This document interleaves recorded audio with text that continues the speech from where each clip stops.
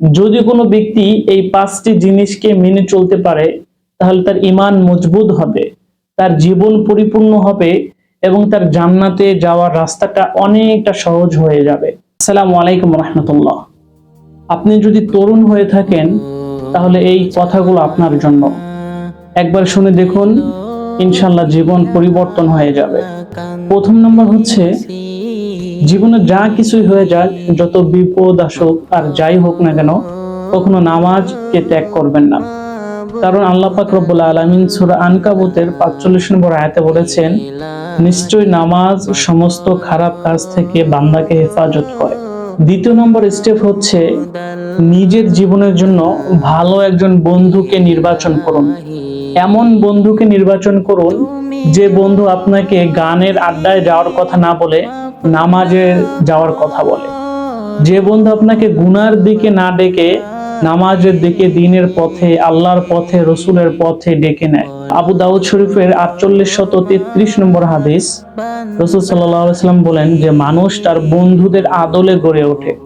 অর্থাৎ আপনি যাদের সাথে ওঠা বসা চলাফেরা করবেন, আপনার ভিতরে তাদের একটা খাসলাত, তাদের একটা অভ্যাস আপনার ভিতরে প্রভাব ফেলবে।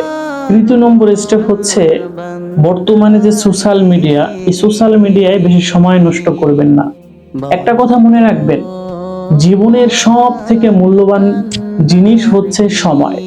সময়কে আপনি যেভাবে কাজে লাগাবেন, যে কাজে লাগাবেন, আপনার সেই কাজেই সময় লাগবে। অতএব জীবনের সব থেকে মূল্যবান সম্পদ, সব থেকে মূল্যবান জিনিস হচ্ছে সময়। এই সময়কে কখনোই নষ্ট করবেন না। চতুর্থ নম্বর হচ্ছে, গান বাজনা, মদ, জুয়া ইত্যাদি এরকম খারাপ যে জিনিসগুলো আছে, এই জিনিসগুলো থেকে দূরে থাকবেন।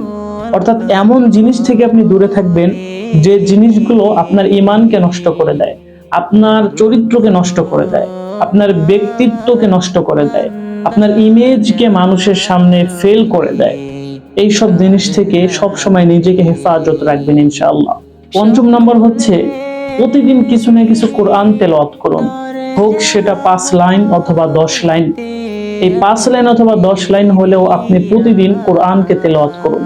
কারণ এই কোরআন তেলাওয়াত আপনার দিলকে পরিষ্কার করে দেবে, আপনার ঈমানকে আরো মজবুত করে দেবে।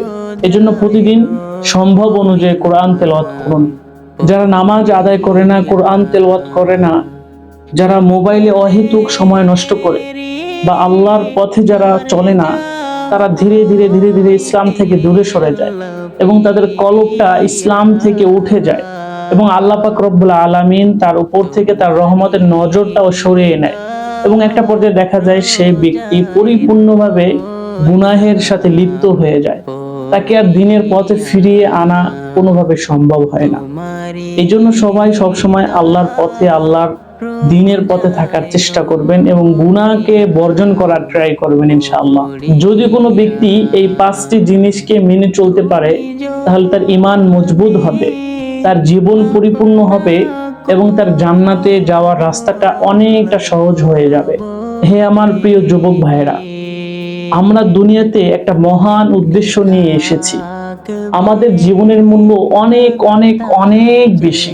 নিজের জীবনের মূল্য বোঝার চেষ্টা করো এবং নিজের জীবনটাকে কোরআন এবং হাদিস দিয়ে সাজানোর চেষ্টা করো।